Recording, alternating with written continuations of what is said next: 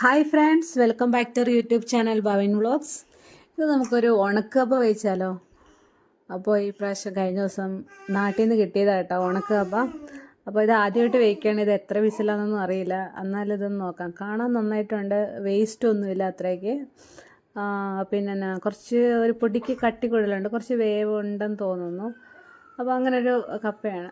നമുക്കൊന്ന് വേവിച്ച് നോക്കാം എങ്ങനെ ഉണ്ടെന്ന്. അപ്പോൾ അതിനായിട്ട് തന്നെ കപ്പ തലേ ദിവസമേ വെള്ളത്തിലിടണം. അത് മസ്റ്റാണ്. എന്ന് വെച്ചാൽ അത് ഉണക്കപ്പയാണല്ലോ, അപ്പോൾ അതൊന്ന് കുതിർന്ന് വന്നത് സോഫ്റ്റായിട്ട് വരാൻ കുറച്ച് സമയം എടുക്കും.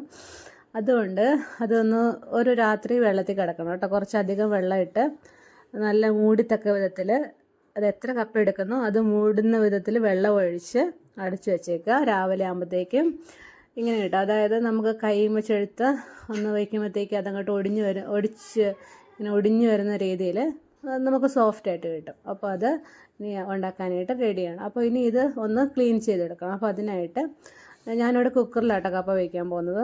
അപ്പോൾ അതിന് വേണ്ടിയിട്ട് ഞാൻ ചെറിയ ചെറിയ കഷ്ണങ്ങളാക്കി അതിൻ്റെ തൊലിയും പിന്നെ ഇതിന് അത്ര വേസ്റ്റൊന്നും ഇല്ലായിരുന്നു, നല്ല നീറ്റായിട്ടുള്ള കപ്പയായിരുന്നു. അപ്പോൾ അതെല്ലാം ഒക്കെ ഒന്ന് മാറ്റി അതൊന്ന് ഒടിച്ചിട്ട് പിന്നെ ഒന്ന് കഴുകിയെടുത്ത് വെച്ചിട്ട് അതിൻ്റെ ഒരു നെകക്ക് അല്ലെങ്കിൽ ഒരു പൊടിക്ക് മുകളിൽ അങ്ങനെ ഒരു രീതിയിൽ വെള്ളം എടുത്തിട്ട്, ഇതിനകത്ത് ഉപ്പൊന്നും ഇടുന്നില്ല കേട്ടോ, ഏറ്റവും ലാസ്റ്റ് നമ്മൾ ഉപ്പിടുന്നുള്ളൂ. അപ്പോൾ ഇത്രയേ ഉള്ളൂ. ഈ കപ്പയ്ക്കകത്ത് വെള്ളം ഒഴിച്ച് കുക്കറിൽ വെച്ചിട്ട് നമുക്ക് എത്ര വിസിലാണോ വിടേണ്ടത്, അതേപോലെ ഇതിനൊരു 5 വിസിൽ വേണം. അന്ന് നല്ല കുഴഞ്ഞ് കിട്ടും. ഞാനിപ്പോൾ ഇതിന് 3 വിസിൽ അതിൻ്റെ പ്രഷറേ ഉള്ളൂ, അപ്പോൾ അത്രയ്ക്കും വിട്ടിട്ടുള്ളൂ.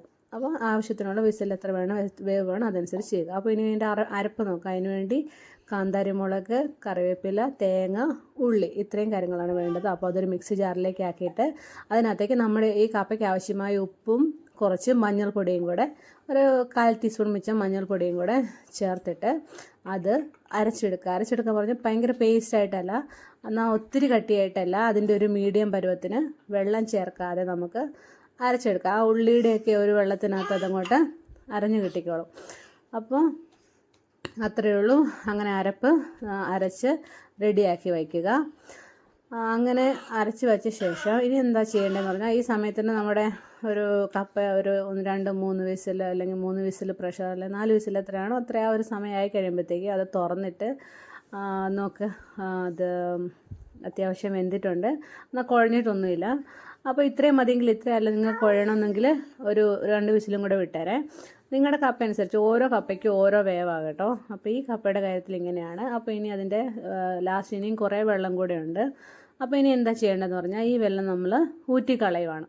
ഊറ്റിക്കളഞ്ഞിട്ട് പിന്നെ നമുക്കൊരു കപ്പ കിട്ടുമല്ലോ, അതിനെ അടുപ്പിലേക്ക് പിന്നെയും വെച്ചിട്ട് നമ്മുടെ അരപ്പെടുത്ത് അതിൻ്റെ മുകളിലിട്ട് കൊടുത്തിട്ട് അത് സ്പ്രെഡ് ചെയ്തിടും കേട്ടോ.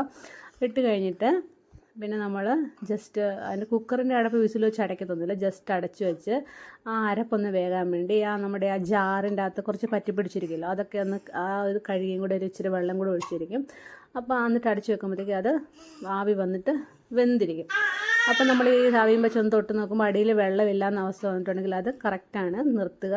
നമ്മൾ കപ്പ തവിയോ കമ്പോ എന്തെങ്കിലും വെച്ച് കുഴച്ചെടുക്കുക. അപ്പോൾ അത്രയേ ഉള്ളൂ, നമ്മുടെ ഉണക്കപ്പ വെച്ചത് ഇവിടെ റെഡിയാണ്. അപ്പോൾ ഇനി ഇത് ഇറച്ചിക്കറിയുടെ കൂടെയോ പച്ചമീൻ കറിയുടെ കൂടെയോ ഉണക്കമീൻ കറിയുടെ കൂടെയോ അല്ലെങ്കിൽ ഉണക്കമീൻ വറുത്തതോ പച്ചമീൻ വറുത്തതോ എന്താട്ടെ, എന്നില്ലെങ്കിൽ നമ്മുടെ മുളക് ചമ്മന്തിയുടെ കൂടെയോ അച്ചാറിൻ്റെ കൂടെയോ ഒക്കെ അടിപൊളിയായിരിക്കും. അപ്പോൾ എല്ലാവർക്കും നന്ദി, നമസ്കാരം, ആൻഡ് താങ്ക്സ് ഫോർ വാച്ചിങ്.